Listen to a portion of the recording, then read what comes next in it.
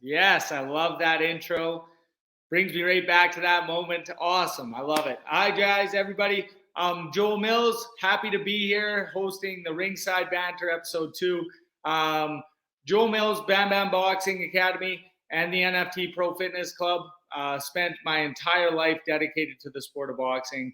I love the sport of boxing more than anything. And the crazy thing about the sport of boxing is it's so much more than just the sport you see in front of you. It's so much more than just guys fighting. There's life lessons to be learned in the ring. It's a great school for everything that you will deal with in life, and I love that part of it. And nobody has seen that part of it better than my dad, who's our guest tonight at the Ringside Banter. I've had an amateur and professional career that spanned getting close to 30 years now, and he's been there every step of the way. He's been my motivation and inspiration through it all, and it's going to be cool to touch base on some of our great memories on what we did and where we're going in the future with the NFT Pro Fitness Club. My co-host, Mr. Tyrone Bush of the Bush League Media, we'd like to welcome him up right now. Tyrone, let's give him a hand. Get up here, Tyrone. Ooh, I get a hat. What's going on, brother? How you Always, doing? buddy. Always. No, I'm just excited to be here, man. That warm-up clip, man, that moment when I had that fight in Tabor finally after, man, that was when I've had that fight in Tabor where that intro clip was made from, that was a goal that was 25 years in the making. Like, it was Tabor homecoming. Yeah, that's awesome, man. It was the pinnacle. For me, it was the pinnacle moment of my career. Well, and I know that's why I love. I was running it for the intro because it just, it's a big highlight for you. But obviously, man, I'm so stoked to just be here to chat with you tonight with your old man Earl. We've both been kind of waiting for this one for a while. It's been a long time coming. Obviously, I'm buddies with your dad too, so this will be kind of fun to get into it and see what he all has to say. It's going to be cool. And a little bit about your website and new workouts that are coming online, and just a little bit about everything you got going on. It'll be fun. Yeah, no, it's going to be awesome. And one thing that my dad has always been like super special at is his ability to like explain the intricacies of a fight in a way that you'll understand it. Like that, my dad never had a background in boxing. He was a fighter, and he fought in the streets lots, and he was a tough guy. And in my opinion, he was the toughest guy on earth. I always say, like, could you beat Mike Tyson? And he'd be like, no, I can't beat Mike Tyson. I remember walking away being like, he'd beat Mike Tyson. Should we bring him up, the beauty? Come on up, Earlito. What's going on, Earl? How you doing, baby? I couldn't beat Mike Tyson, Joel. I could never beat Mike Tyson. And that's what you used to tell me back then. But I remember back in the day, like before I even started boxing, asking him that question because, like, Mike Tyson, yeah, I mean, he had a video game we played. Everybody knew who Mike Tyson was. And I remember asking Earl that, and Earl's like, no, are you crazy? No, Mike Tyson would knock my head into the 5th row. And I remember walking away just thinking, like, fucking Earl would crush Mike Tyson. Yeah, that is funny. Funny story. I never heard you say that one before. Fast forward about 25 years, and I'm with Mike Tyson at Fortune Gym, and I say to Mike, Mike, like, you're like my hero, man. I say to him, and he's like, oh, thanks, man. And I was like, me and my dad used to play your video game all the time when I was a kid, right? Just telling him, like, that was like one of the things that me and Earl had. And I'll never forget Mike. He looks at me, he goes, that's pretty cool, man. That's funny because that's what that poster is. That's a signed Mike Tyson of that video game, the Mike Tyson Punch Out or whatever. I had it before we recorded. I didn't get to it, but that was probably like my first. I bet you, in my opinion, that has to be my first exposure to boxing ever. Was that video game? It probably was for me too. Honestly, really, actually, if you actually want to like rewind into being a late 80s, early 90s kid, that's probably his one.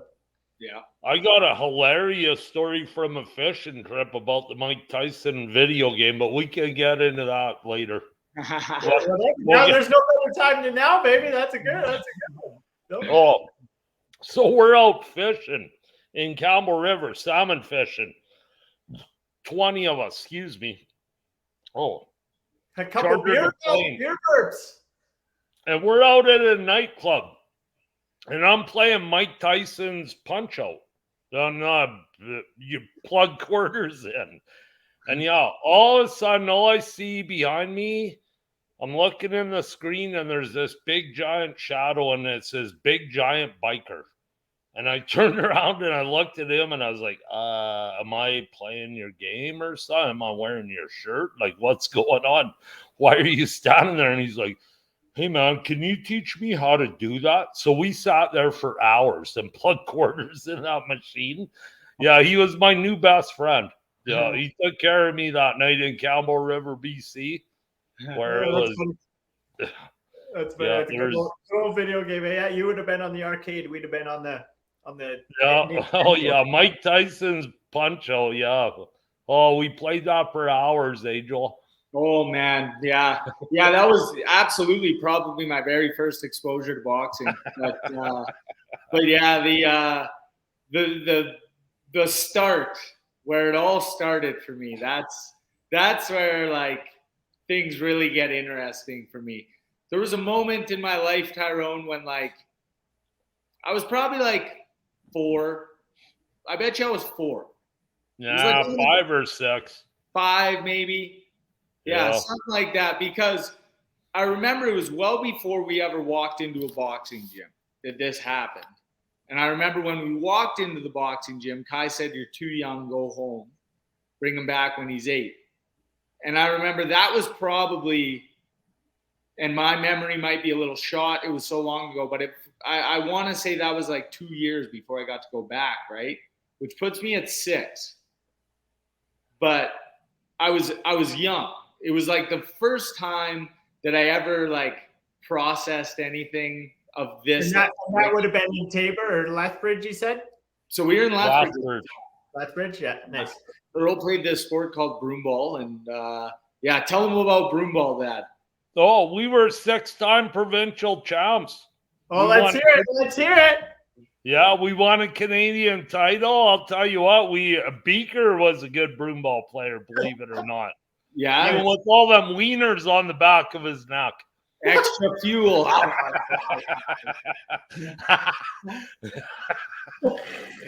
Oh boy. He chew like this. Yeah, the bitch chew like this.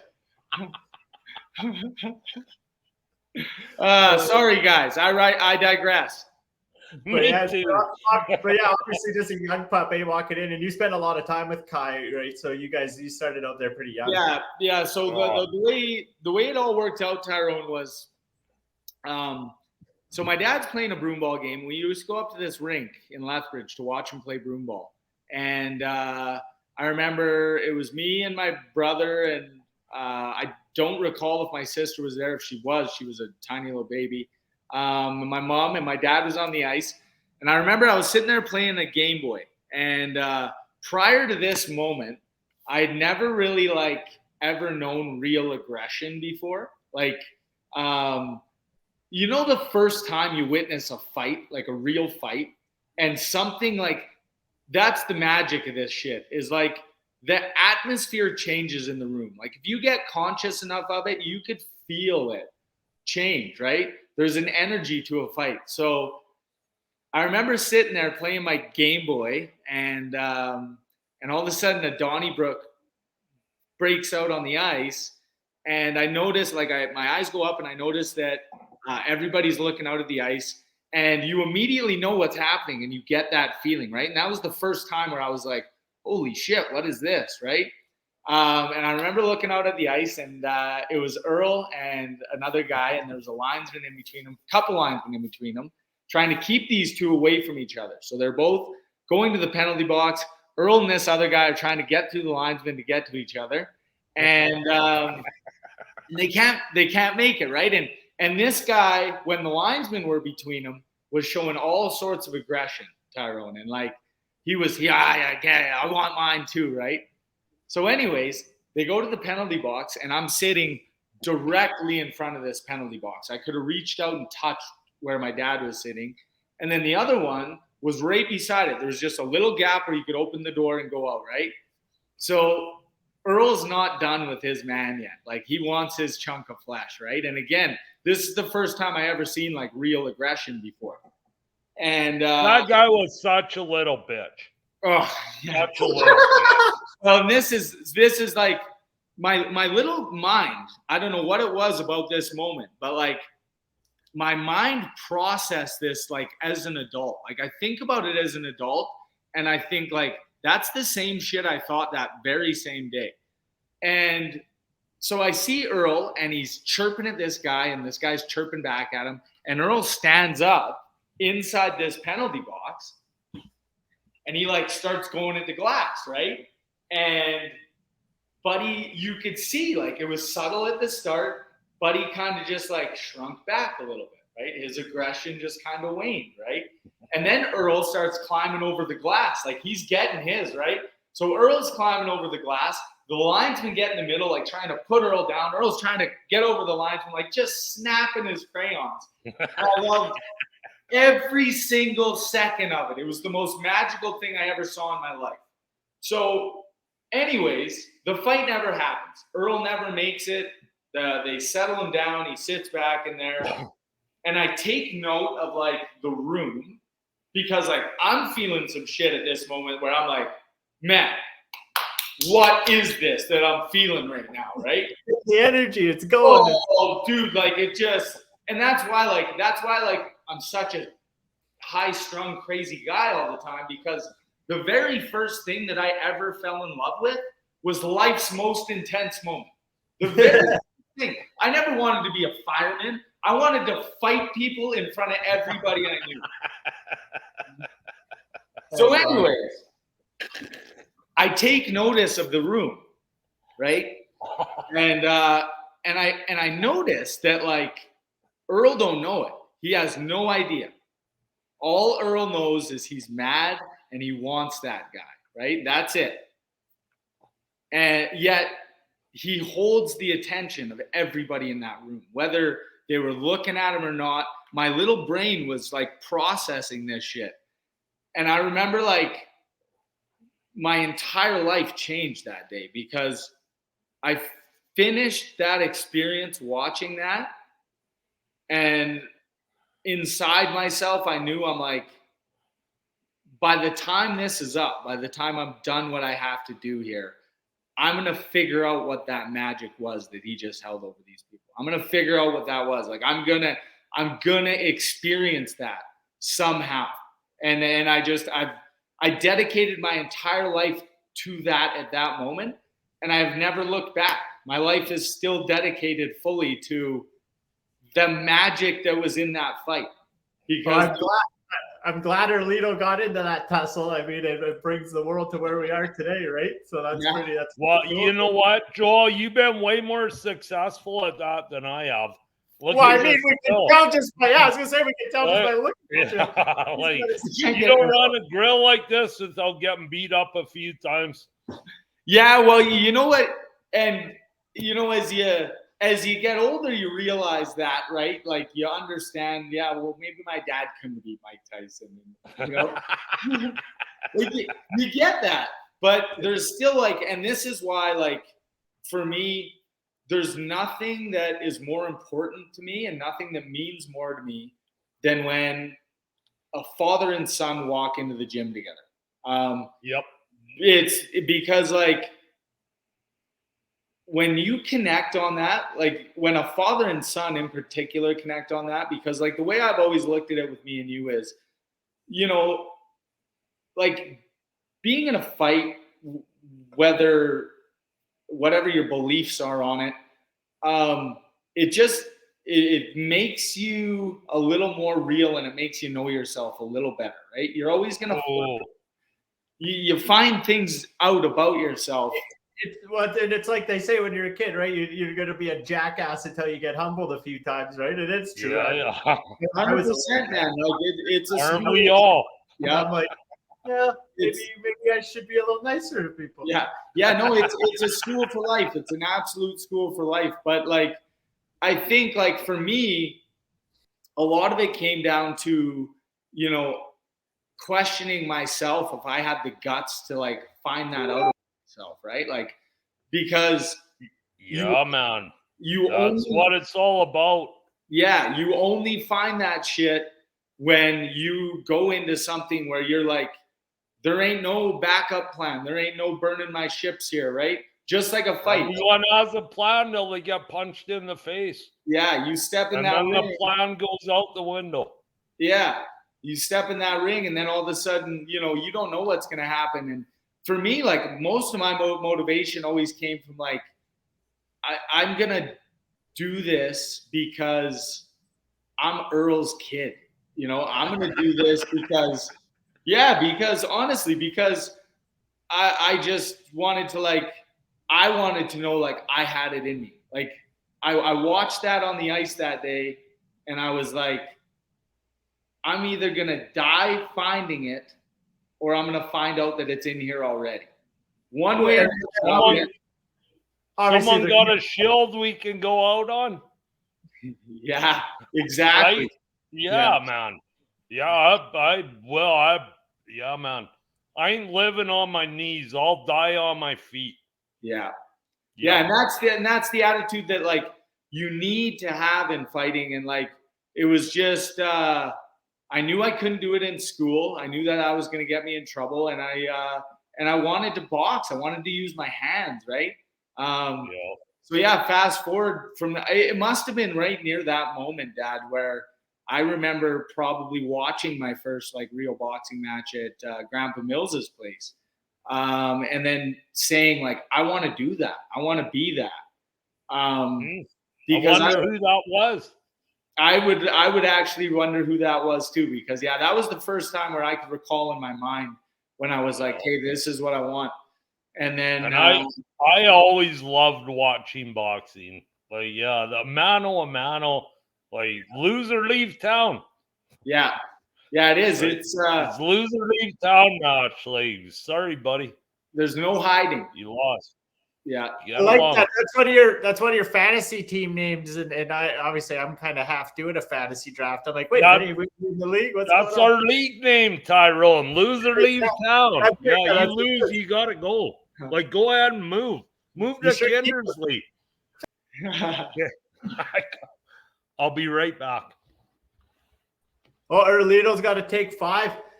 Frig, you should take 2 and see if you got your light. We can barely see you, Joel. Take a run while you're at it. Do you have that light I left you though? Like literally, because we can't see you. I don't have it right here at the moment. Okay, but I can go in the house. No, that's whatever. The only reason I say it is because if we're going to try to use this content for a month, we got a month of your face is just dark, can barely see it, but we can try to brighten it up. But we're Bush League media. We figure it on the fly. Who cares? Yeah, that's how we roll. Hey guys, if you want some absolute aces in the hole for figuring out on the fly, Bush League Media is the company for you. Get with us, because you know what? Whether we have a plan or not, we're figuring the shit out. Hey, if we can't fix it, we won't. No, we will. We'll hire someone. But ideally, we'll come at you with episode 3 with a nice light, boys. Just like bright lights, a little bit of bright light action. But no, obviously, Earl, where'd you have to run? You had to fill up the brewski. You keep the fuel going. Yeah. No, big truck needs fuel. But Dad, I was gonna say like, so my early career, when we first started, those are most of the moments where like I can't really fill it in. But the way I remember it was I was taken to the gym. I remember Trevor Hardy punched me in the nose for the very first time ever. The very first time I went to that gym, he was hitting the bag. Wow, what a good guy to get punched in the face by to start your career. You can tell if you want to do this or not at that point. Yep, I remember that. So we went down to go see Kai, and Hardy's hitting the bag, doing his thing, and I go up to him, and I'm like so jacked that I'm in a boxing gym, right? Like taking it all in. Oh my God, right? And I'm like, hey, you want to fight? You want to fight? Bugging his bag work, and he was just like, whap, pop me in the nose once, and it was a good one too. And I remember being like, Oh, I'm home, baby. I am home. And then Kai kicks me out of the gym. Kai's like, no, too young. Bring him back when he's 8. So I spent 2 years just like itching to get this out of my system. Like, please let me fight. And then I finally get taken back to the gym when I'm 8 after 2 years of begging. I start sparring right away. Like, I remember it was within a few months I had my first fight. Yeah. 3 months. 3 months. So Yeah. I remember Kai put me in sparring right away, started learning how to spar. And then he got me a fight at the 1996 Bronze Gloves. Yep. 96 Bronze Gloves. And I remember it was our very first road trip that we went up to a fight because it was my first Edmonton. Check it out. I met John Daly in the lounge at that hotel one day years later. But anyway, I digress. Go ahead. fight. No way. Yeah, it was funny.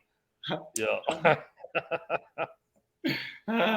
Well, you had a lot of good times in that lounge. Wasn't that the Yellowhead? Fuck, did I have some good times in that lounge? There was a Nothing like the casino. Yellowhead, though. I got some stories. Earl probably would have been in his party prime when you were just a young kid.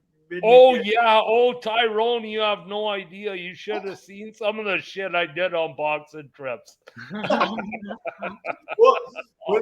Maybe we'll hear about it. I hope we do. That'll be fun. We will. Yeah. There's like I say, Tyrone. Like if we get into the nitty gritty of what we've walked through, like man, this is a series. We're gonna need a few. I mean, honestly, like what would you say is like one of your guys' most memorable fights when you were young, like training under Kai? Say like before you were ever going amateur or anything, something like what's one of the most memorable trips you know of? Yeah. I got one. So Joel at his second nationals in Shawinigan, Quebec. Nice. Whereabouts was that? Shawinigan. That's Jean Bertrand's hometown. Yeah, I'll never figure out where, but whereabouts? Like it's deep in the heart of Quebec, like Quebec City. They don't even fart in English. Yeah. No, I keep saying when. You must have filled that tin can up with a bunch of sauce. Not where, when. When it was 20. What?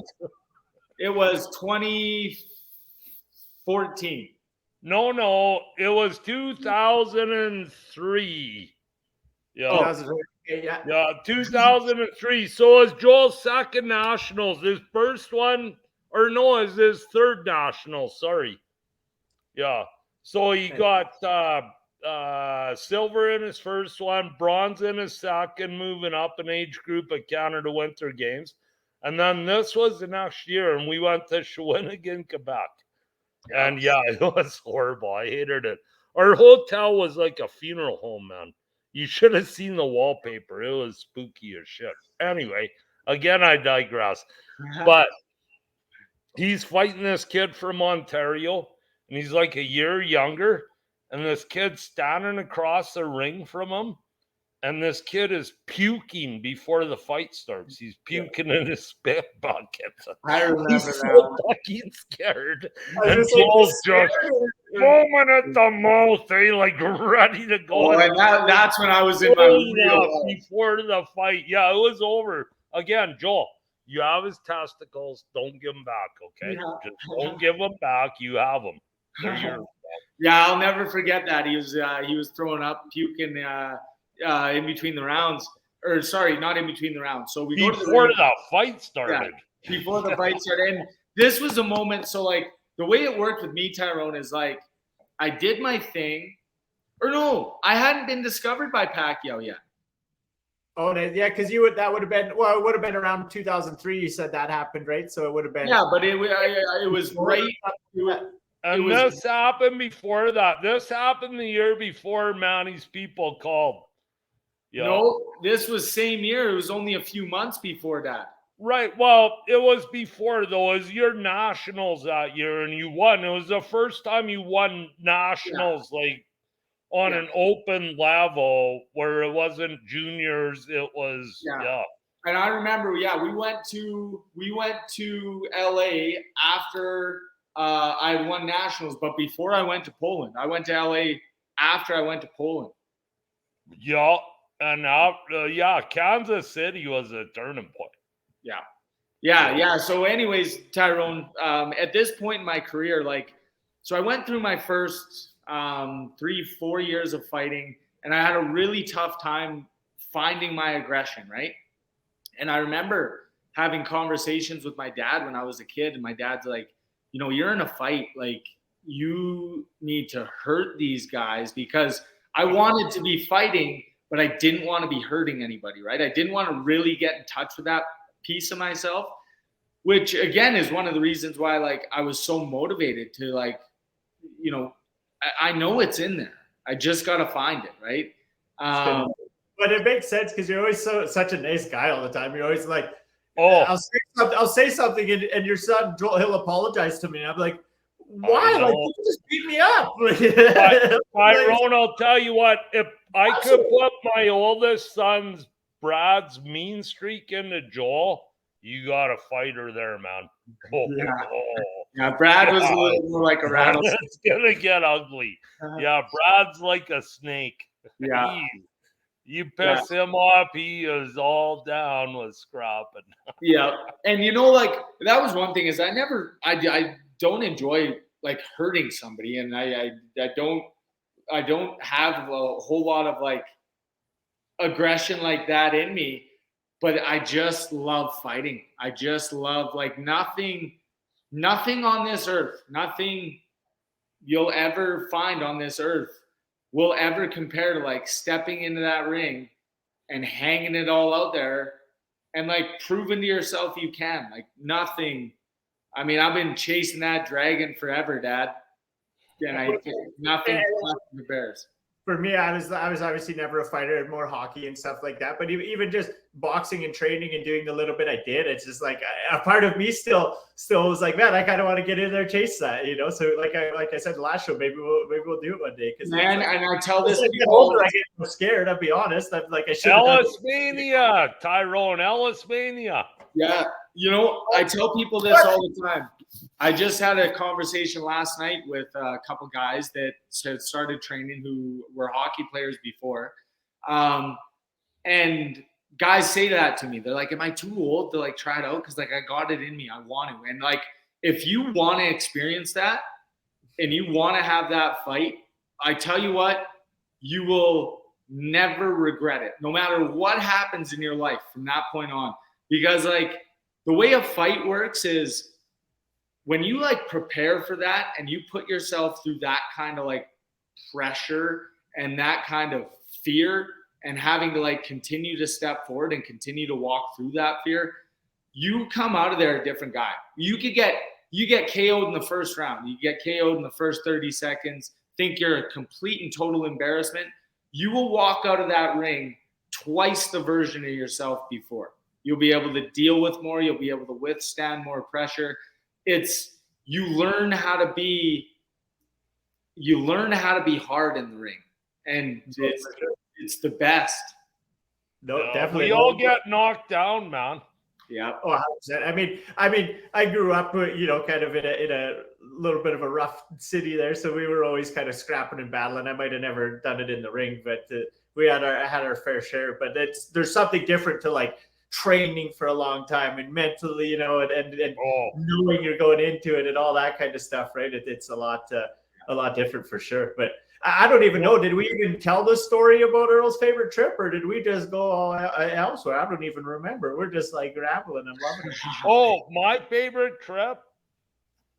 Yeah, no, it wasn't about the kid. I hated to win again. Because we're trying to figure out when it was, and then I don't know what we started talking about. No, and me and Joel did a ton of traveling to Eastern Canada.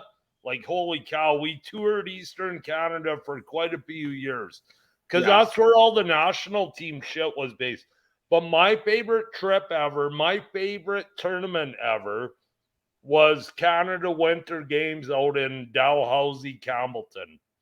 And we had to stay in Quebec on that one too. There wasn't no more room in Nova Scotia. But my favorite part, we were just outside Atholville in Nova Scotia. Atholville. That's funny. I said Earl was putting that one in the bank the whole time. I was like, "Be on your best behavior today," and he's like, "I'm gonna wait till I can." Yeah. He's like, I can't wait to hammer him with this one. I didn't even think of it till just now.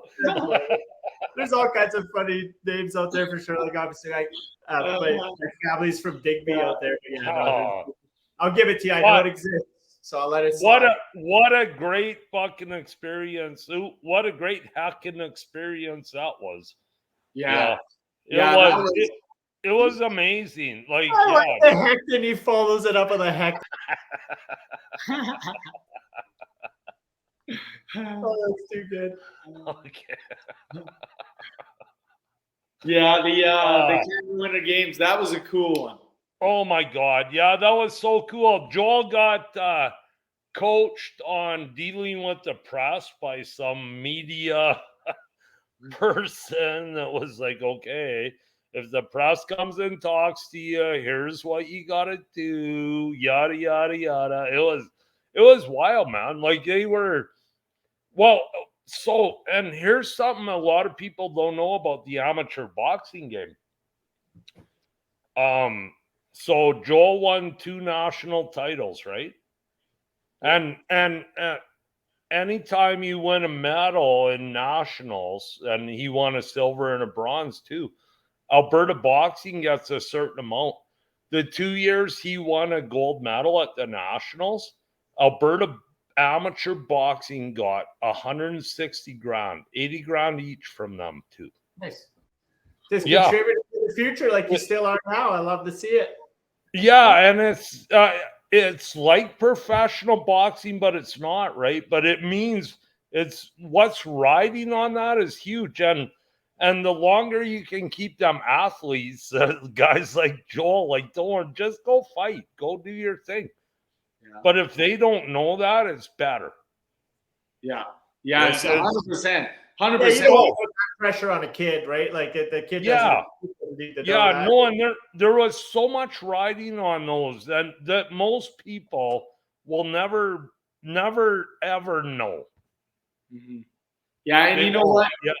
Like there's like for me, boxing's like always been that space for me, like in the ring where like I'm a religious guy, and I know lots of people aren't, but I am a religious guy.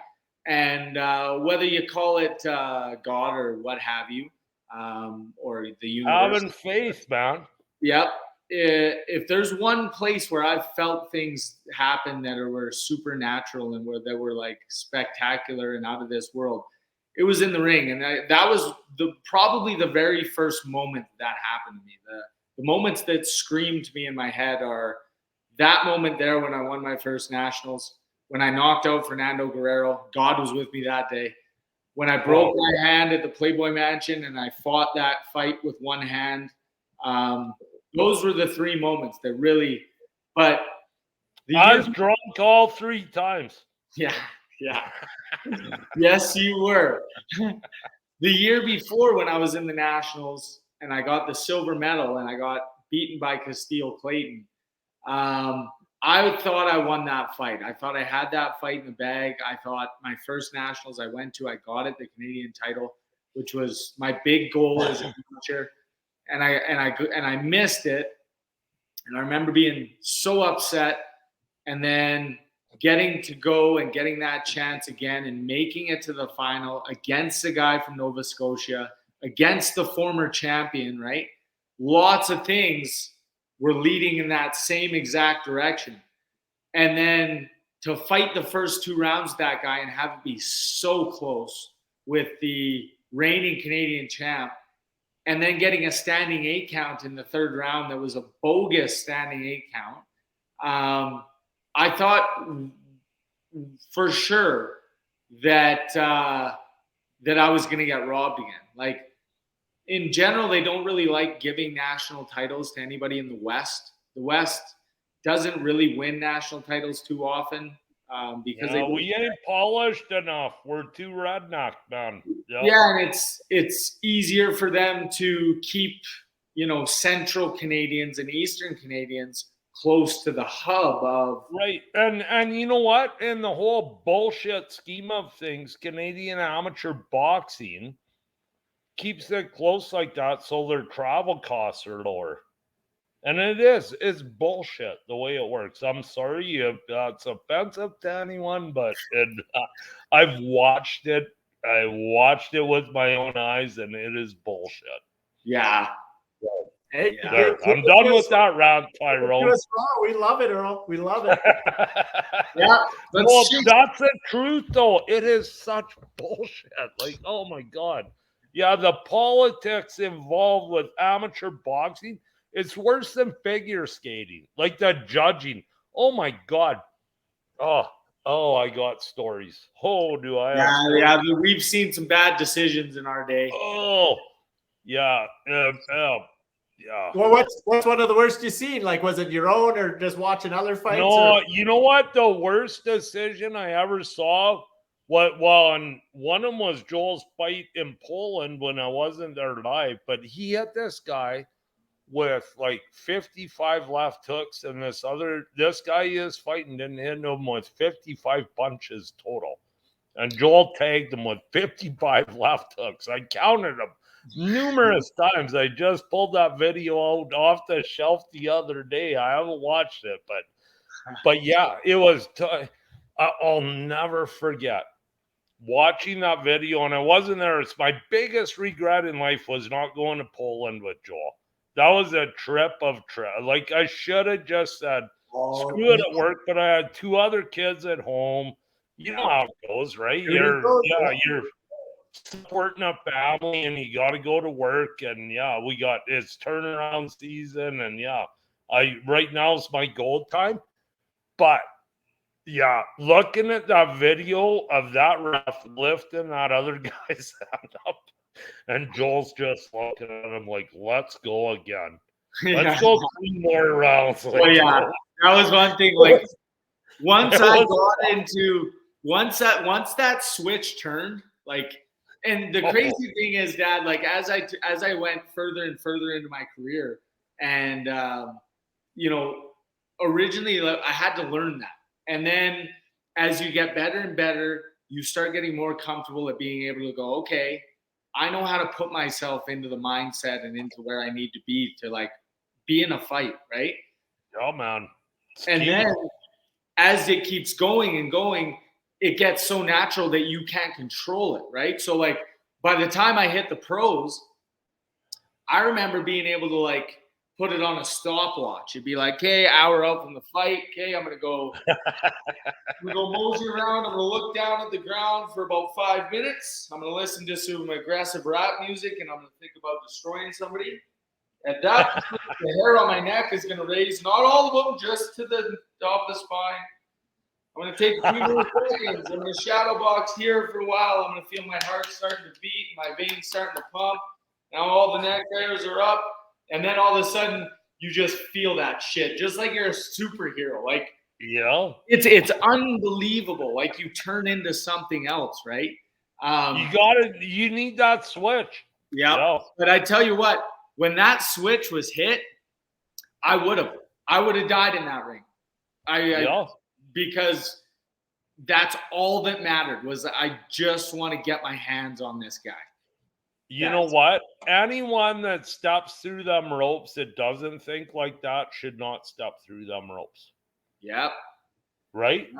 Like, no, it's fucking either you got it or you don't. And if you don't, just admit it and don't step through them ropes. It's fine. Yeah, it's not for everyone. Yeah, like fighting is fucking, it's an ugly thing. And whether you win or lose, you still hurt. Yes. Right? So yay, I won, but I got a black eye, I got a busted hand, who knows what happened to my shoulder tonight? You never win. There's no winner. So some of my, Tyrone, I got to tell you and the listeners, some of my, well, I shouldn't even say some, all of my bedtime stories when I was a kid, every single one of them, it wasn't fairy tales. It wasn't Aladdin. It wasn't read me a Disney book. My favorite stories as a kid before bed was stories about my old man's street fights. So he would just tell me about his street fights, and I would just gracefully drift away to fight land for mine. You just maybe True story. secretly training you. You're probably in bed. He's whispering in your ear combos and shit. Yeah, well, and that's the crazy part, Tyrone. Is Say like, uncle. Say uncle. yeah, the whole boxing thing, it came out of nowhere. Like, we've never had anybody in the family ever compete. Like, it's not part of our heritage. There wasn't even a boxing club in my hometown. Like, it literally came out of nowhere.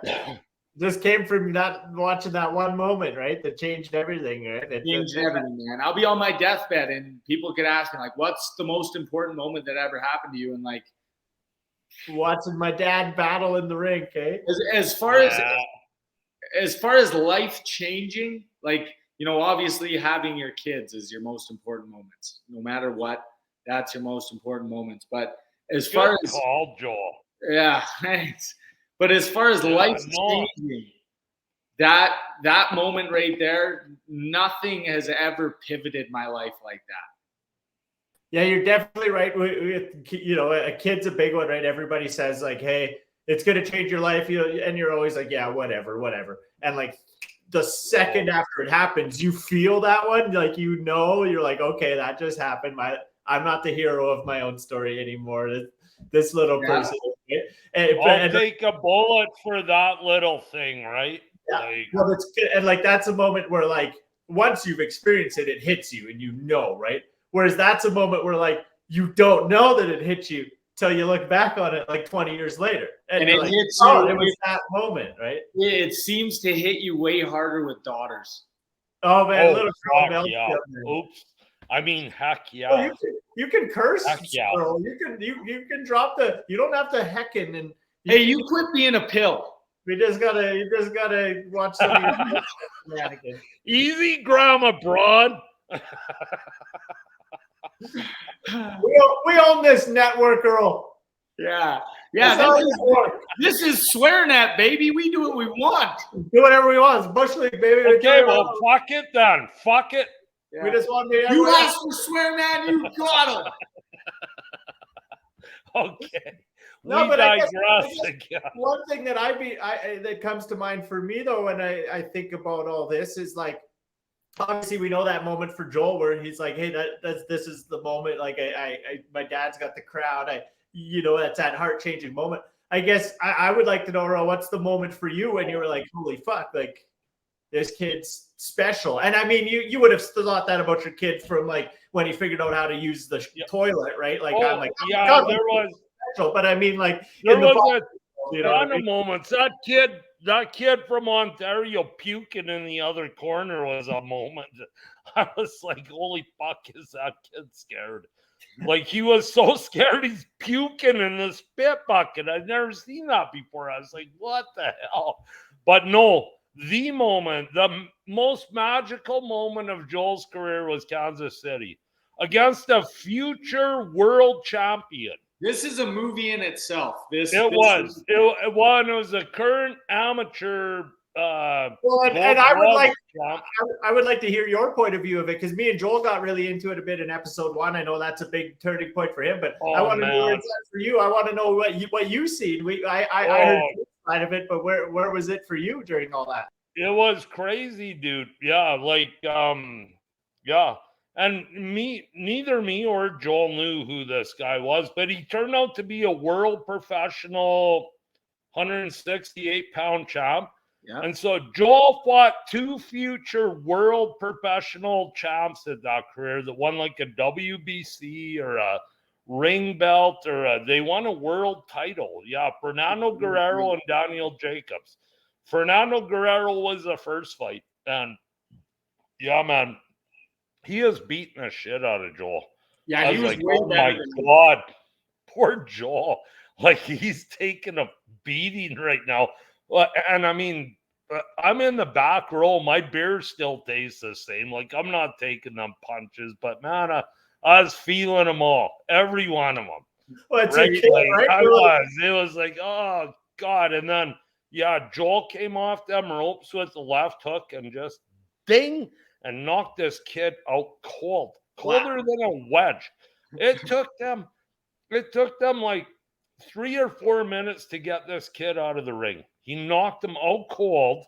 And it was the first time Joel ever knocked anyone out cold. I'd watched every one of his fights. I think he said it was like the only time too. Yeah, just turned on this left hook and just ding. And yeah, he goes back to the corner and he is jacked up, like as jacked up as jacked up. I remember banging my gloves. Oh, yeah. What I think I remember was at that fight, you said your old man was yelling at you or something like, the fight's over. It's over. Relax. That's what I remember. Relax. Just go. You got to fight tomorrow. Yeah. And I remember being in the corner and thinking to myself, like, I couldn't even process getting myself out of the fight at that point, like that he was knocked out. Because as soon as I knocked him down, I was like, I'm back in this, because I knew I was getting beaten. I knew I was well overmatched in that fight. You were. Yeah, he was beating you up pretty good, man. Like he was. Yeah. And yeah, so I go back to that corner, and my biggest memory is I'm just banging my gloves, and that whole place just is silent, like just dead silent. And then you just get up out of the crowd and you go, it's over. It's over. He's not getting up. Relax. It's over. I was the only guy on your side there besides your corner at that point, right? Like, yeah, but then I remember getting out of the ring that day, and right after that fight is up, and immediately before I even get to the dressing room, there's agents coming up to Earl like, we want your boy. We got to talk to your boy. Like, it was crazy. It was. Well, and especially when you didn't even know like how big of a deal the guy was, right? You just neither of us had any idea. We learned hard the next, especially me, because Joel just had to concentrate on the fight, right? But I got all these guys coming to me and going, "Oh, hey man, have you ever thought about moving your boy out to Washington, D.C.? I was like, no, I haven't. No, he's fucking staying close to me. Yeah, he's only 15. Like, God. Yeah, it was crazy, Tyrone. It was bizarre. So then I was going to say to you, for you, that's probably maybe one of the first times, or had you really been up against the ropes like that before getting a whooping, or was that kind of maybe more one of the first times where you just had to find that gear you didn't know you had to hit? Honestly, Tyrone, like I think about it, and I think through my whole career and like the things that have happened and the moments they've happened and how they've happened, and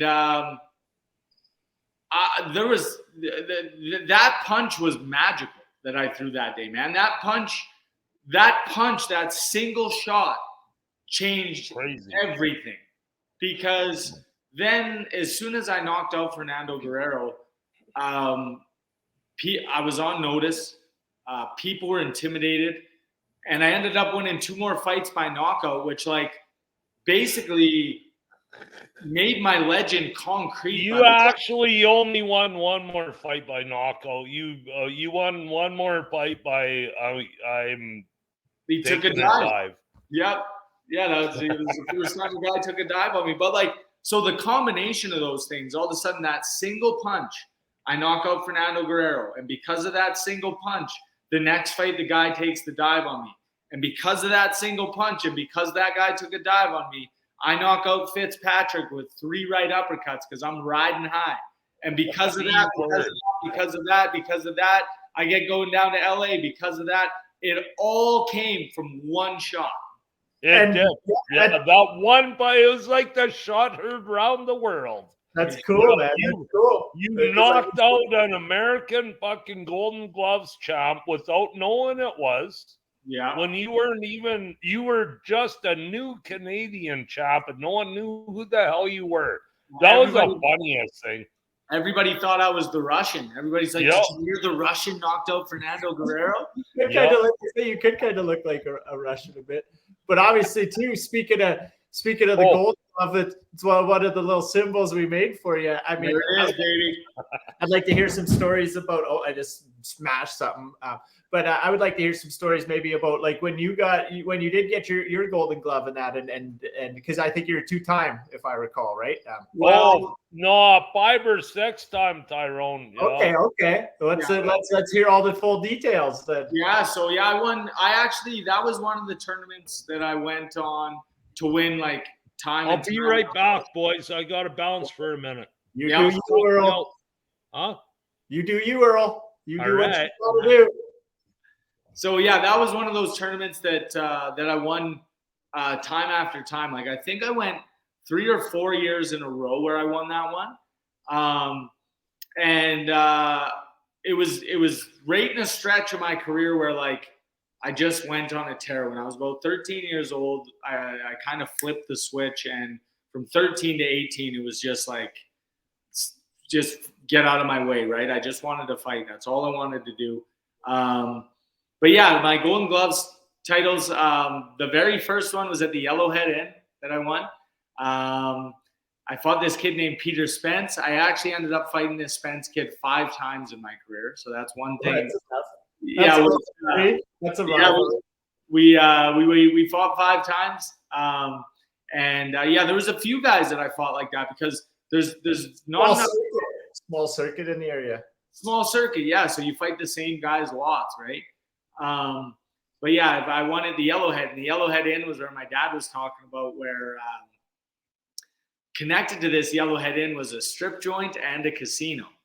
So my dad would come up to watch me at fights at the Yellowhead Inn, and it'd be like freaking Disneyland for him. Like we gotta get Earl back here for this combo because we do.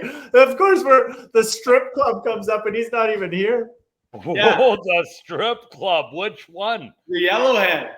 So I was just. Oh yeah, your mom was in Nevada at that time on a golf trip. Yeah. Fuck.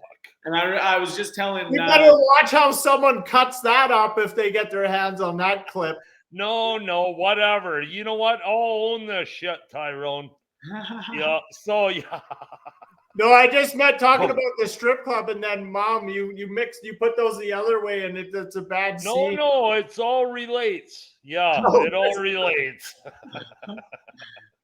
So Joel's mom, and crazy as it is, that was the weekend that all the bikers shot up the casino in Laughlin, and that's where they were staying. It was wild, man. Like, I heard the news the next day. It was crazy. But, so we were staying at the Yellowhead. It's provincials. And, Joel's 12.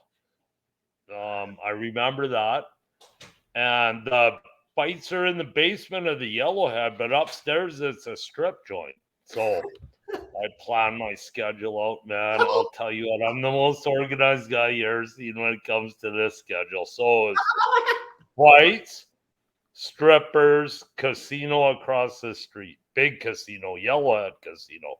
I'm surprised. And that was during the day. Yeah. So by now it's like 6:30. So it's fights, strippers, casino. So yeah, me and Joel are sharing a room. And I come rolling in, and I find it's the first time ever I found a poker room that's open all fucking night, and I'm winning. I'm on a roll. I am killing them. So I don't leave. I'm walking across the street to the Yellowhead Inn where me and Joel are roommates in this hotel room, and it's like 7 a.m. The sun's just coming up. Barely, like it was. I can't remember what time of year it was, but I think it was spring, like March. So I come in and I walk in the room, and Joel wakes up as soon as I walk in the room, and he says, "What are you up to?" And I'm like, "Just going for breakfast." And I walk back out of that room, and he never knew the difference. Stayed out all night. What a responsible father I am, at some scuzzy hotel in Edmonton. Like, God, you know what? I feel shame now. No. It was those things that made me, Dad. Oh man, and then we went for pancakes. It's fun to look back at stories. Yeah, I remember fighting at the Yellowhead, and the roof was so small. Oh, short. Yeah, like you were almost hitting your head. A heavyweight almost couldn't fight down there.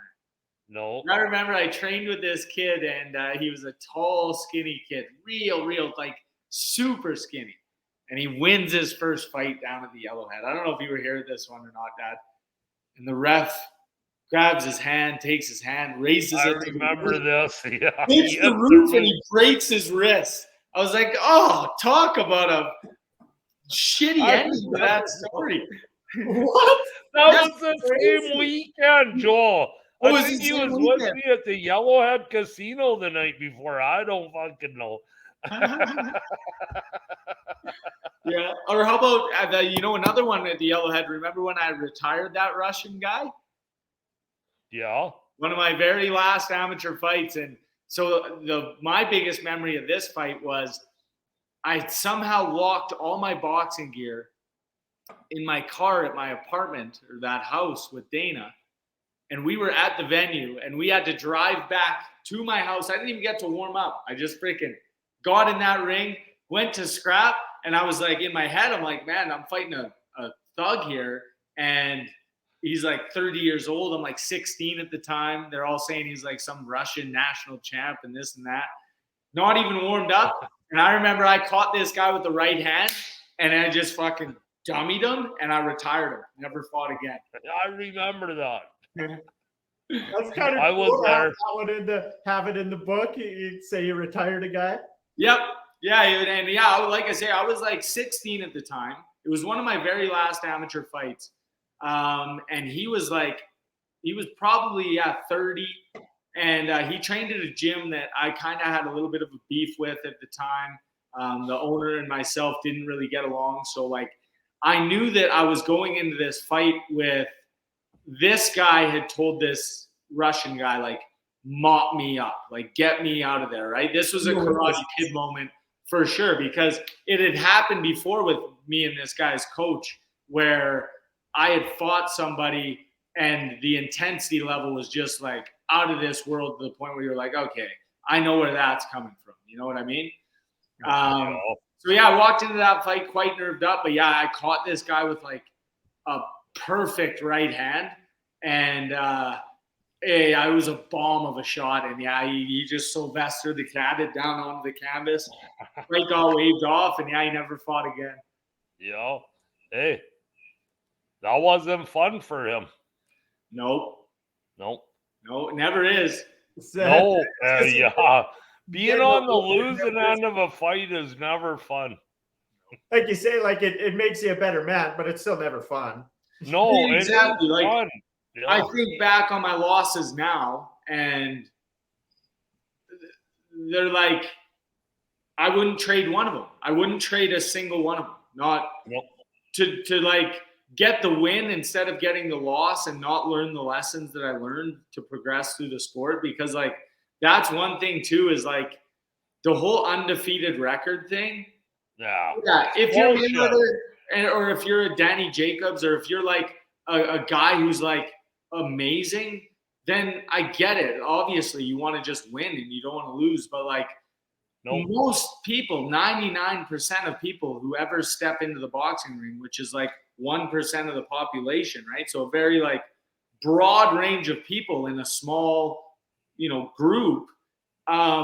They have to learn this game by like battling through the pain of it. Like Bernard Hopkins, Joel. Yeah, there's no other way. The only way that you can learn to like take one on the chin and know how to keep fighting is to like go there and then prove to yourself you can. And then right? You're like, okay, I'm going to get hammered right here, and my eye's going to bleed, and I'm going to get cut up, and I'm going to be dummied, and I'm going to go back to the corner all messed up.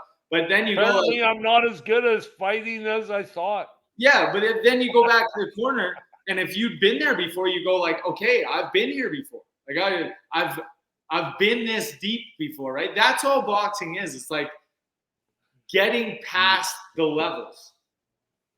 And then once you're past the levels and you've made it to the point where like, you know your style, you know how to fight, nothing's going to change. This is coming from an instinctual standpoint. Well, then it's like, find a way to win. You know what I mean? Eventually you're going to hit a point where like, you're not getting any better. All you're doing is improving your art. You're not getting I any got no choice. Yeah. Like, sink or swim, man. Like, it's fuck. Yeah. It's a nasty, nasty, nasty business. And there's tons of people, there's tons of animals disguised as people out there. In the boxing world. Yeah, there's so many animals disguised as people. I'm weeding through that. And honestly, that was my only goal with Joel.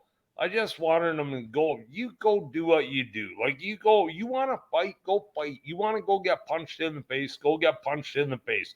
I'll take care of the animals that are disguised as people out here, okay?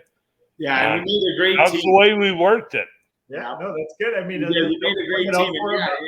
It created a partnership and a bond with me and my dad that's like, you can't match it, man. When a father and son connect on something as raw as like fighting, you know what I mean? It's when you hear stories of parents that kind of sell their kids out, take the money, right?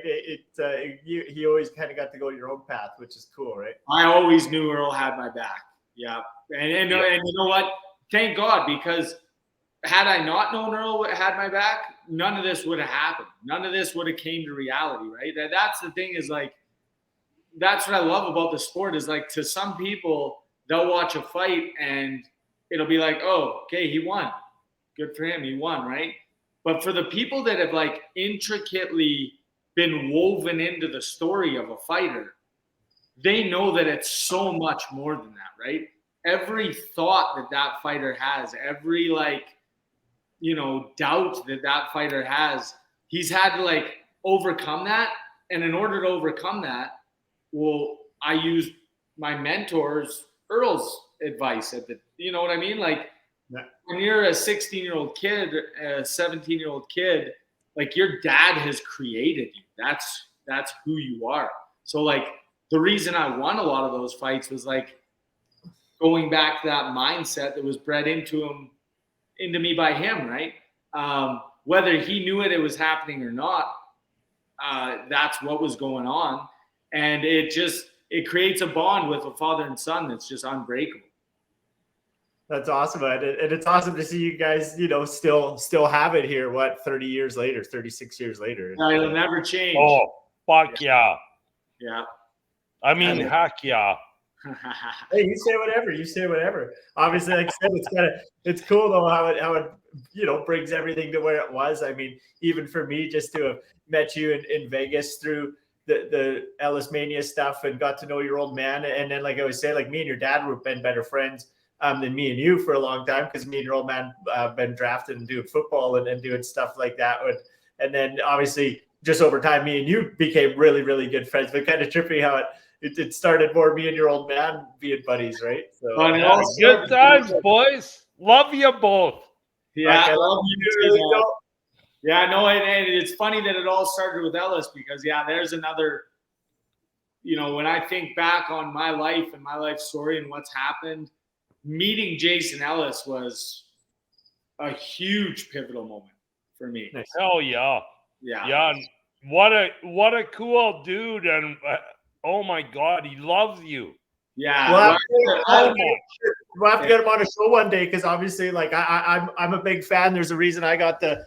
Can I see it? Yeah, we got the wolf knives. It's there for a reason, man. That guy, he said some pretty inspirational shit. I love Ellis too, man. And like he was so good to me. Like the way that like Hollywood kind of just opened up when I met Ellis. You know what I mean? Like I was in with, the celebrities that we were training, and lots of the professional high-level fighters at the gym, right? But I never really ran around in those Hollywood circles.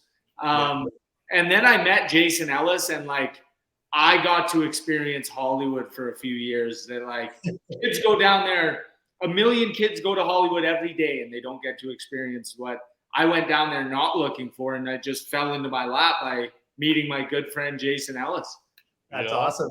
That's cool, man. Like, it's like obviously his events and stuff is what like I said, like the reason I got tattooed is I was young kid, grew up with him skateboarding, maybe not so much fighting, right? But like grew up watching him skateboarding, checking all his shit out. He was DC pro, like you looking up to him as a kid. And then just when he kind of went through some transitions and stuff in his life, maybe my story's a little different, but still like looking at that guy going like, hey, like this is a dude who I look up to. He's this big, mean dude, and he's like being super vulnerable as a man. And I think it like helped me realize like, hey, I got some shit to deal with it's somewhere in me, right? And it helped me get sober. It helped me straighten my life out.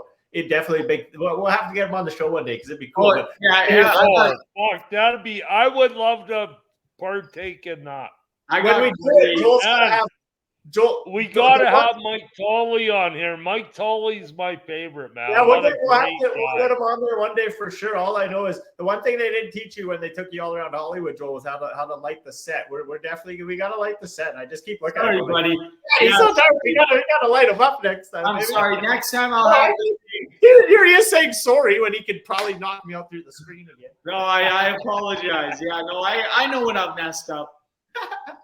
It's okay. We'll see if we can. We'll get the content guy to brighten it up. Like you said, at the end of the day, it's all about what you're saying. Nah, you know what, you guys, we own that part of us being fucked up, right? I mean, that's why it's the Bush League media, man. We're gonna blow it. Like we were saying, we are the Bush Leagueiest. And one thing that me and Joel have talked about too is just like obviously Joel does the amateur boxing events. You're training fighters now at this point in your life and career, and you do all that kind of stuff. And one thing we talked about is like doing maybe some events like that of our own one day, and maybe we can get Jason to come be the celebrity official for us. It'll come full circle around one day, right? Because we could. That'd be so cool. We need to get Ellis up here, dude. Well, he is so loved by Canadians. The best thing is so I started sparring with Ellis. So the way that I met Ellis was Rio Chonin and Mayhem Miller were two of our MMA fighters at the gym that were training under us. And then they were buddies with Ellis, so they brought Ellis in. Ellis started training, and he got offered a celebrity boxing match in Vegas. Last show a little bit. Yep. So he decides he's going to take this fight. And I used to do this thing in LA. Justin used to hire me for $100. And I used to have to go spar with guys who were getting their pro card. But I had to look good, right? I had to like make them look good. So I'd have to get beat up, show the commissioners, right? Like this guy can fight, this guy can fight. So I'd get in there and I'd fucking take a couple licks, get my $100, go to Subway, go to bed with $90 in my pocket. It was a good day, man. So yeah, I was just could be finer. Yeah, nothing could be finer. That's all I wanted. All I wanted is like, I will spar you right now. I will take my hundo. I'll go to Denny's. I'll get a Grand Slam breakfast at 6 p.m. And I'll say, I'm doing it my way. What a Grand Slam. That's funny. So anyways, Justin, I was really, really good at like being able to like box properly, but take all my power off his shots, right? So he picked me to spar with Ellis. And so we started sparring together for this first match. And Ellis is tough as shit, man. Like he is a tough dude. And he was slamming off giant half pipes 30 feet of punches. Yeah, he ain't been fucking around. Hacking around here. I got nothing but respect for that guy, man. Like, the way he came into the game at in his mid 30s to late 30s. I can't remember when he started, and then to like late 30s. Yeah, take it to where he took it, but then also do it in such a fearless, I don't give a shit what you think manner. Like Ellis has got nothing but my respect. That guy, he did it his way, and I did too. Do you get to spend much time with him, Earl, or just in the Vegas event? Not a whole lot, but man, I'll tell you what, I was in on a couple of VIP parties that were like, hey, I'm part of the gang. Yeah, here we go. Oh yeah, there was a couple times me and Earl went down there, and like it was just the two of us. So when I was single, Tyrone, after being married for 27 years, all of a sudden I'm single, and me and Joel are rocking Vegas. Oh, we lost Joel there. Oh, Second. good move, Joel. Good move. The stories are about to we come got him out. back, I think. Or do we? I don't know. We lost him. Oh yeah, no, he'll be here. We're kicking him to the bottom. It's our show now. But obviously, you were just freewheeling for a little bit. You ended up where's this or LA or what? Yeah, no, I was single for 5 years, and I used to meet Joel at Ellis Mania twice a year. Because that's the thing, they did them 2 times a year. Oh my God, we had some fun. Yeah, there's my Pucho showing up for the show. But yeah, obviously, I think I went like hey, 7. Rufus, what's going on? Big Roof, he's just chilling. He's a good boy. Yeah, I love that dog. Stuck in the workout studio. No, man. Yeah, the whole Ellis Mania thing. Oh my God, Tyrone. Me and Joel had a couple of shit shows when I was single, man. Oh, it was. Maybe I shouldn't talk about this. Hey, you keep it to yourself if you need to, buddy. You're the guy of your own thing. But yeah, we're having a little Bush League technical here, so I don't know what's going on, but he's gonna be popping back on. Me and Earl are carrying the show, like we said. Right on, man. Yeah, we had. We would have met the first time. It was probably around the Circle Bar at the Hard Rock. Yes, it was. I'm guessing around like 2012, 2013, right around that. No, because I was young. I was working on the rigs. I was Derek. You were young when I met you. 21, maybe 20. No, I was 22 or 23. So it would have been like, 2009 maybe is more probably what it would have been, somewhere around there. No, well, you know what? We'd have both been there, but we didn't meet them. The first no, time we met maybe we did meet at the first one or two, right? It could have been the second or third one in or whatever. No, yeah, I was at like Ellis Mania 4. The first time they did it in Vegas. Yeah. I think the first one I went to was like 6, 7, 8, and obviously watching all the boxing events and stuff. It was pretty fun. But yeah, we might have met around Ellis Mania 8 or 10 or something. Who knows? Yeah, good times, man. Like what a what a good group. We got the like wrong. The Ellis Mania people are the best ever. We need the comeback glory, baby. Yeah, buddy. You ain't keeping me back down. I'm getting back on there. I don't care. 5G, 4G, 3G. How many G's you got? I was saying at least we're Bush League. It's all fun and games. If we get booted out of there, on par, right on par. I mean, people know we're here to have a good time, and we're here to move forward with a brand new plan for the new world with online fitness, and it's gonna be great. Yeah, and obviously, like with everything we're doing, the show and the media and everything, we'll get better. I'm pretty stoked to just be here, sit down with you guys. There's no way anybody should think we're gonna have it figured out in episode 2, but we got by 200 we'll have her dialed maybe. How many fights did you have in your career, amateur pro? So I had 108 amateur and then 13 pro and then 1 unsanctioned. Cool. So we'll keep the 108 will be an important one, and then at about 121, we'll have it figured out maybe by then. We'll see. And then apparently we got to do 1 illegal one. So okay, sure, yeah. That's at least 1. We'll get into the 1. Or I don't even know which way to point when I'm trying to aim at a screen, but that's the one we'll get into the strip club stories. We'll do the illegal one there. Yeah. Oh, Tyrone, we got so much more to talk about, but I know it's been like it barely even scratched the surface of what you guys have done, and we've been bantering for a little over an hour, which like obviously over time the production will get better, but the conversation's always going to be good. You know what's so funny is Joel and I have these conversations all the time, and we laugh about them, and yeah, there's such great memories, and just One, you know what? He was a big part about me growing up too, right? Because I was young when I had him, when his mother had him. yeah, that's fair. It wasn't you. Right. Yeah. I was young. I didn't know. Like I was learning too. Yeah, we learned together. You were in your glory days of yourself at the time, right? Oh man, I'll tell you what, I'd be slaying some bitches.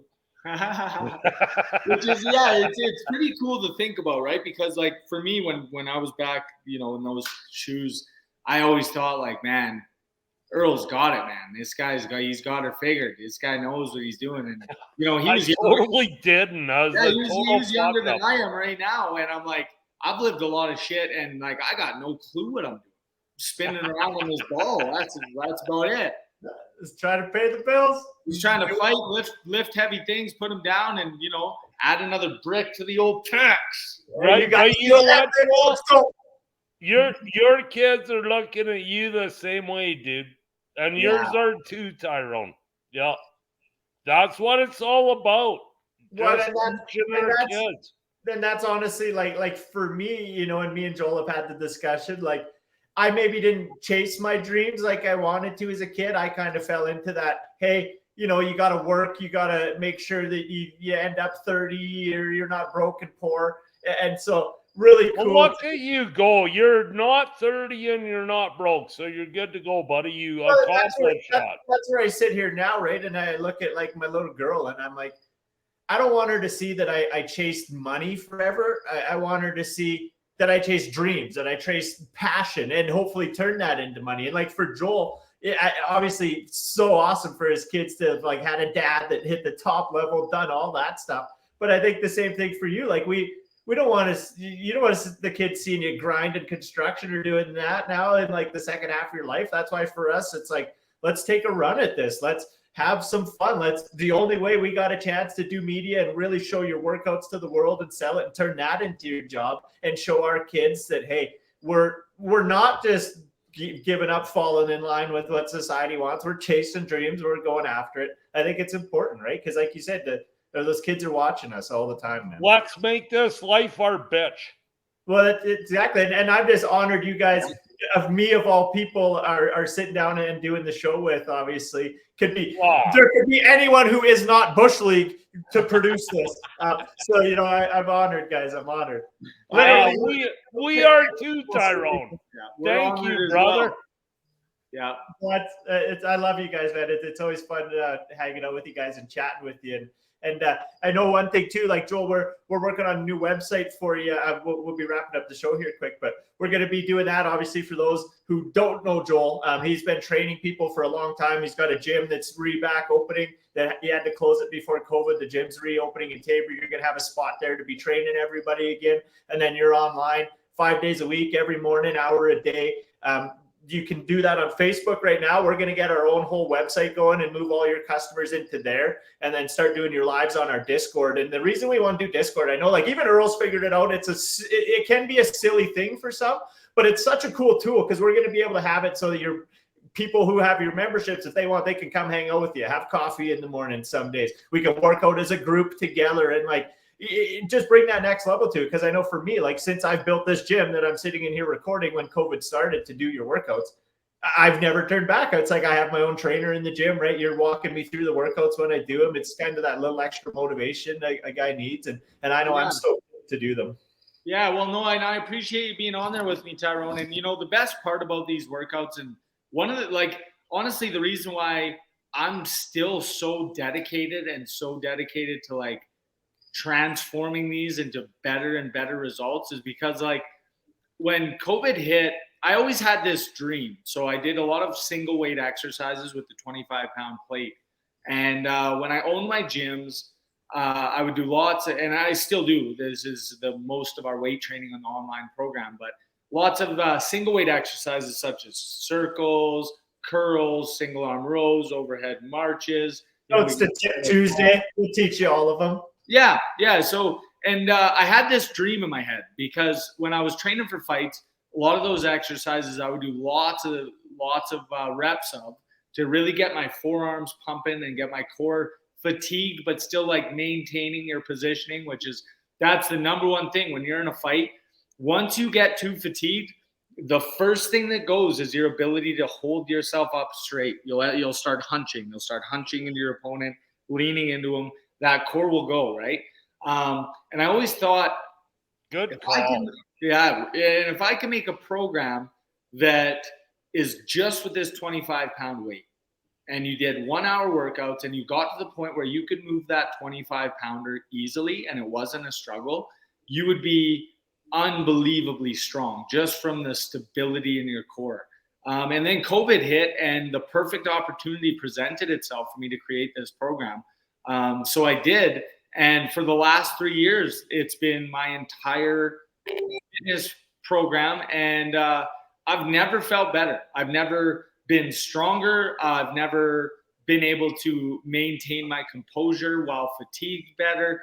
I think that whether like you're an athlete training for something or somebody who's looking to get fit or just feel better in general throughout the day, like the amount of stability that comes when you add the mini bands into your workouts and you start getting that resistance coming from different angles into your body. And the thing with the mini bands is usually you're looped, so that resistance is coming in, you're having to resist out, and it's creating like double resistance in your core, your obliques, all through your midsection.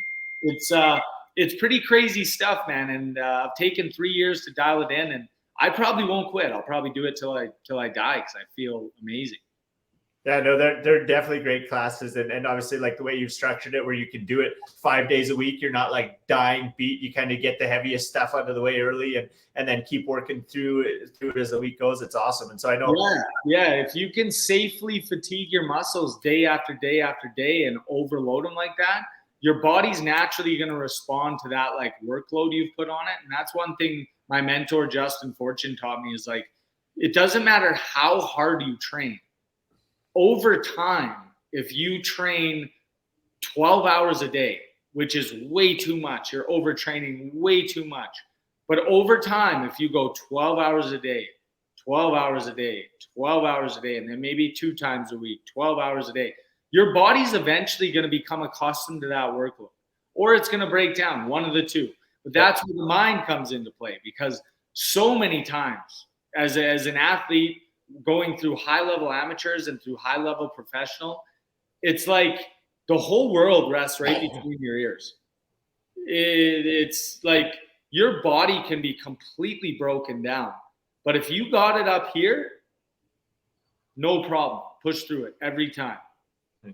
Yeah, and obviously once that website's up and going too, there'll be all your workouts, a 2-day MetaBand course, which is mostly bands, Tuesday, Thursday, and then the crossbody training, which is a lot more of that plate you were talking about, and some of the resistance Monday, Wednesday, Friday, and that stuff's all on demand. You can do it anytime. And I think the premier thing is obviously going to be the boxing course we worked on with my friend Connor from Player there. That's really going to be, I think, a pretty cool thing to work through, all your years and years of boxing put into basically, I think, 14 classes, kind of taking you from beginner to pro and letting you work through that twice over. It's a pretty cool course you built there, and I'm really excited to get it all up and running and run myself through it. See what I learn. And I can't wait, man. I can't wait because we filmed that 14 class course, and then with the 2 extras that you can mix in. So there's a way to.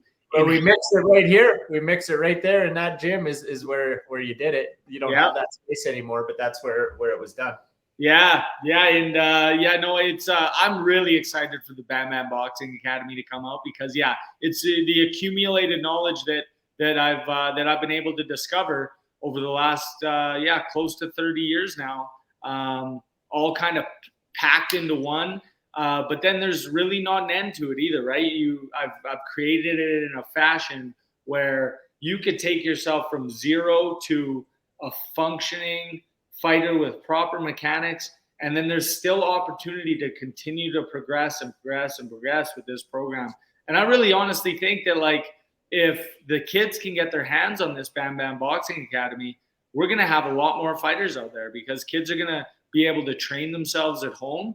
Kids will be able, if they're dedicated like me and they really want it, which most kids that get drawn to boxing are those kind of kids where they know they have to do this. I think you're going to see some pretty formidable fighters coming right out of their houses. For sure. And go ahead, Earl. And sorry for butting in, but I watched you two filming them videos that day, and honestly, man, you're so dialed in on fundamentals, which is what it's all about. If you got fundamentals, it doesn't matter what else happened. That guy might be tougher than you, but if you got better fundamentals than him, you're gonna outbox him. Yeah, and that was I watched you be on the wrong end of that enough times to know. Well, most of my career, I was on the wrong end of that. Yes, you were. Yeah, you were. And that's what made you tough. Yep. And that's what also made me at the end of it, after, because all the mechanics and mechanics of power punching, mechanics of movement, rhythm, body mechanics, right? All of that stuff came from Fortune. Fortune taught me how to move my body. Naka taught me how to work my mind. I know. And yeah, you're right about that. It's like you get such a head start if you can start with the proper fundamentals. Because for me, I had to relearn everything. Later on in the game, and it was. What you won when you were young because you were like a man child. You were like just tougher than them other kids, and by a few years younger than them, you were tougher than them. You were dumb as shit. Sorry, but yeah. I love it. Yeah, no, it's true. Like from a fundamental standpoint, you ate way too many right hands. You'd eat right hands like it was your job. Like, come on, Joel, quit eating right hands. Like, if I slipped and he missed a right hand, I'd say sorry to him. Right, exactly. Yeah, it was. Oh, it was horrible, Tyrone. Like, this kid ate so many right hands, it wasn't even funny. It was like, come on, just move your head. And then I go into the professional ranks, right? So I make it all the way to the pro ranks with like really, like I say, that one punch in Kansas City changed my whole life because as soon as that happened, rudimentary is the word to describe you. That's exactly rudimentary is. Yeah. There was so many more guys that were way more skilled than I was, but I found a way to do it at the right time. And all of a sudden that single punch, it ran ahead of me. You know what I mean? Like I went and I trained with Pacquiao the first time. And then I eventually got offered a contract by Justin and Pacquiao and Freddie at the end of the week, which was amazing. They obviously saw something. It was like bizarre. Like, what? Yeah, because they were at the moment they were the most sought after team in boxing. They were turning down Olympians and turning down guys at the gates of world championships. So, anyways, those fights in Kansas City lead me to LA. I end up getting offered a contract by them, and then that happens.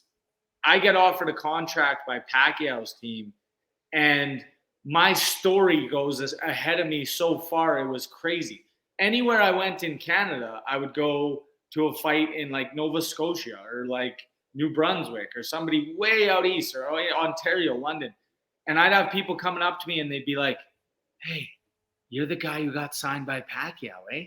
And like everywhere I went, those fights were already won because they knew they were fighting me and I was the guy. And the only reason I was the guy is because everybody thought I was the guy. I still had very rudimentary skills, but I believed in it. And when I went into that ring, I believed I was the guy. I was going to get you. And honestly, Joel, it wasn't just all about that. It was because like that guy, like that kid from Ontario that was puking in his bucket, he looked across the ring and he saw Thor standing there across from him. He's like, "Oh my God, I'm fucked." Like, I'm so fucked. Yeah, I did. I had a physique that that was pretty crazy when I was a kid. He did. I mean, he's still Even doing when he was a baby, he was jacked up, man. As a baby, as a newborn, that kid was just like, whoa. That's awesome. But yeah, no, obviously, like you're saying with those classes, like just getting kids getting their hands on them, it'll be sweet to share that with the world. And even like you were saying, being in a place where maybe there wasn't a lot of boxing, you had to travel and go for it. I think just as someone being able to get their hands on that, and then, you know, there's fitness trainers everywhere, right? We're not sitting here saying we're doing something new, but obviously you're a legend. You have a great career behind you. But I do think there is something new with the layer that we're trying to add where people can come in and talk. And we're going to try to eventually have those morning shows before the workouts. And now these kids that are coming and learning the workouts, not only, like you said, can it kind of go on forever because you can still do all the lives. Well, you can also like talk to you, right? It's not like there is that option. We will sell the course and people can use it and have just the course that'll fully be there. But for anyone with the membership, or even if there comes a day where you don't even have the membership anymore and you just have our token, you're still allowed to come in, talk to Joel, ask questions, like, because it's all about you trying to help people get better. I mean, honestly, that's my greatest joy. My greatest joy in life, like boxing's everything to me, man. It's like I'll never love anything like I love boxing, and it's my greatest joy to share it with people because it's like I say, man, I've seen the magic in this sport. This sport can. And not even from a competitive standpoint, but just like training in it, you discover things about yourself that you're not going to discover anywhere else. And you just when you learn these things about yourself and how you respond when you're in pain and you're put under pressure, and you just become a more refined version of yourself, man. It's not even working out. It's not even training. It's not even a sport. It's a lifestyle that you can embody, man. Yeah. No, I love it. But obviously too. I think though we've been rolling for a good hour and a half. I know it's getting a little late. We had a few technical difficulties, so we had to stop and restart a few times. But I think that, you know, we got into some cool stories. I'm stoked to hear kind of how Earl seen the Kansas one, because we really got into that in episode 1, and kind of cool to hear his angle of it and how you got into boxing and everything like that. It's been pretty fun. And like I said, I'm honored to be sitting here doing it with you guys. And I know there's way more stories. I know Earl's got a famous quote from the Playboy Mansion. We didn't even get near that story. We'll get into that one day. We didn't even make it to the pro career barely. That's what I've been kicked out of better places than this. Clip it. No, but no, like obviously there's so much more we can get into it, and I'm stoked to do that. I'm stoked to explore it over a few more episodes. We'll do it again, Tyrone.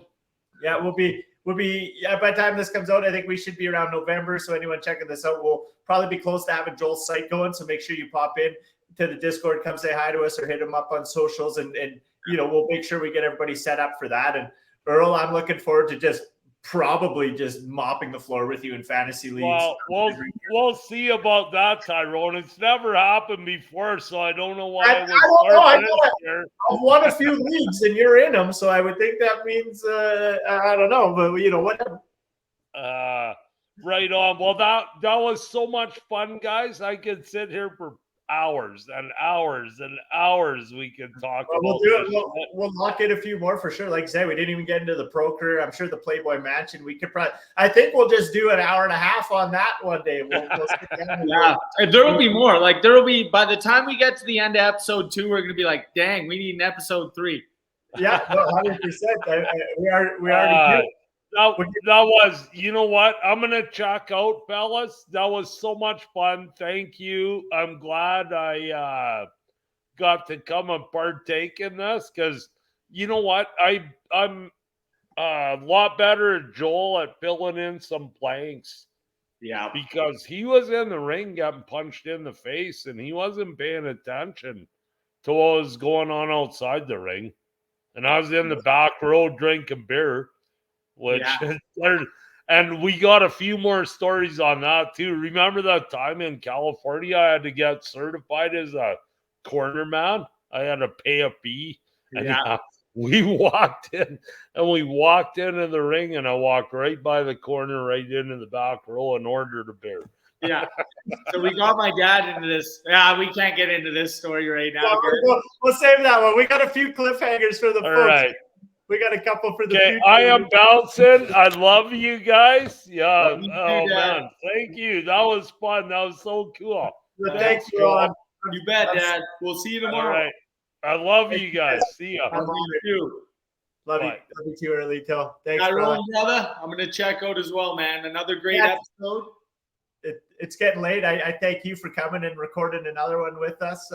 We're, like you said, we're kind of getting everything rolling and trying to make sure that we got a little bit of fun to share with everybody. They got I'll something. have better lighting next time. I'll have better. Yeah, well, I just kept looking over at you, and I'm like, it's his show. Look at how bright I look. We got Joel over there. We got to get that ring light. I accidentally left it there, and after I'm like, no, that's the best thing I ever did. You got to pull it out of wherever it's packed. That's all we need. One light on it. Especially if we're going to tell Playboy Mansion stories, we got to show off that pretty face, baby. Yeah, no, you're right. I'll get it for next time. I promise. It's all good, brother. But no, obviously, I'm stoked to be here chatting boxing with you and just being a part of your legendary career. Like I said, I'm just Bush League. I'm nobody. I'm just a guy with a dream. And for you believing in me, I believe in you so much because I've already seen you do it. And I'm just stoked to be here and be on the journey with you, my friend. Hey, thanks, brother. Real knows real, man. And that's why me and you get along. We know each other. No, well, I appreciate it. I appreciate you, my friend. And to everybody, this is every time I point the wrong way. I don't know which side you're on, but it's the best boxer, the best trainer I know. And I know I'm always in the Discord. You can come chat with me. I can teach you how to get hooked up with Joel or whatever. But if you want to just train with someone who's an absolute beauty, doesn't matter where you are in the middle of a field like me in Saskatchewan, this is your guy. But I'll let you tell them anything you want to say or anything you want to touch on and do my due diligence as the Bush League co-host, get a little song in the background queued up, and you tell the people what's good, and I look forward to doing it again in episode 3, buddy. Absolutely, brother. Thanks again, Tyrone. Thanks for being here. Thank you. Thank you, all the fans, for listening in and checking out the Bush League Media website and the Bush League Media token. We got some great things coming up, guys. These workouts are the best online workout program you've ever done. I could guarantee it. And the reason I could say that is because I've done nothing but train my entire life. And this is what I've been doing for the last 3 years. And I feel great. Would love to see you online, guys. Thanks for being here and let me rap about some of my career. And there's many more stories where that came from. And we'll see you episode 3 with a new guest. Shake and bake, gang.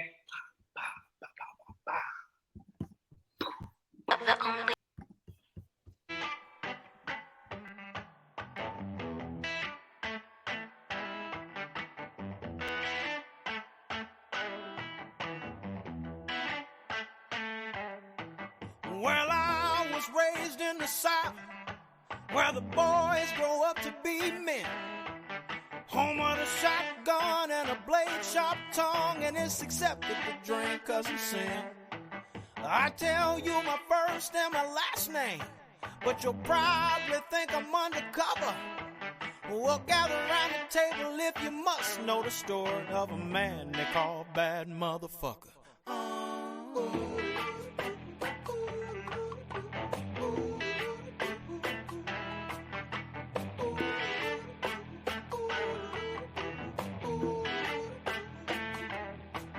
I ain't from Mississippi, but they know my name. I done ran through all of Georgia down to New Orleans. Tore up and drunk and pissy, riding high octane. I've been known for causing trouble ever since my teen. I'm a bad motherfucker, better watch your